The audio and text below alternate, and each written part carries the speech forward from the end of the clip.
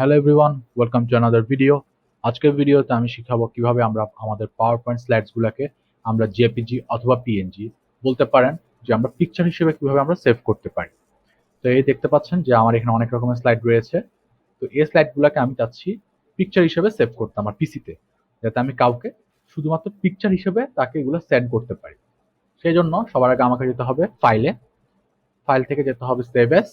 তারপর আমি browser click করব, বিকজ আমি চাচ্ছি আমার কোনো একটা ডেডিকেটেড একটা ফোল্ডার আমি সিলেক্ট করতে। সিলেক্ট করার পর আমি আমার ফোল্ডারটি সিলেক্ট করে নিব, আমি এখানে রাখবো। আমি ওপেন দিলাম।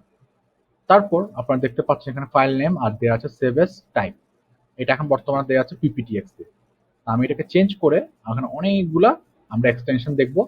তা আমি যেহেতু পিকচার হিসেবে সেভ করতে যাচ্ছি, সেজন্য আমাকে সিলেক্ট করতে হবে নয় জেপিজি আর না হয় পিএনজি। ফার্স্ট আমি জেপিজি সিলেক্ট করে দেখাই। তারপর যদি আমি সেভ দিই, তাহলে এরকম একটা পপ আপ আসবে এবং আমাকে বলবে which slides do you want to export. আমি কি অল স্লাইডস, আমি কি সবগুলো স্লাইডকে জেপিজি হিসেবে কনভার্ট করতে যাচ্ছি, না শুধুমাত্র যে স্লাইডটিকে আমি ক্লিক করে রেখেছিলাম আমার স্ক্রিনের মধ্যে আমি শুধু সেটাই করতে যাচ্ছি। তো আমি বলবো আমি সবগুলাকে করব। তারপর পরের বার আমি দেখাবো যে কিভাবে আমি যে কোনো একটিকে করবো। তো আমি যদি অল স্লাইডস দেখাই, তারপর এরকম একটা পপ আসবে, আমরা ওকে দিব। তারপর যদি আমরা আমাদের ফোল্ডারে যাই,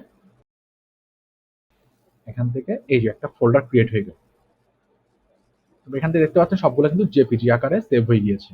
আমরা ওপেন করে দেখি, এই যে জেপিজি আকারে সবগুলো। অলরাইট, তো এটা ছিল যে সবগুলো স্লাইডকে আমরা কিভাবে জেপিজিতে কনভার্ট করবো। এবার আমি দেখাবো শুধুমাত্র একটা থেকে একটা স্লাইডকে আমরা কিভাবে আমরা পিকচারে কনভার্ট করবো। তো সেই জন্য আমি আবার যাব, ধরুন আমি শুধুমাত্র এই, না এই ছবিটা না, আমি শুধুমাত্র এই ছবিটিকে আমি ছবি আকারে সেভ করবো। তো সেজন্য সেভ এসে যাবো, সেভ এসে যাওয়ার পর ব্রাউজে যাবো, ব্রাউজ থেকে সেম ভাবে আমি আমার ফোল্ডারটিকে সিলেক্ট করব, অ্যাডোবি পিপিটিএক্স থেকে পিএনজি তে যাব।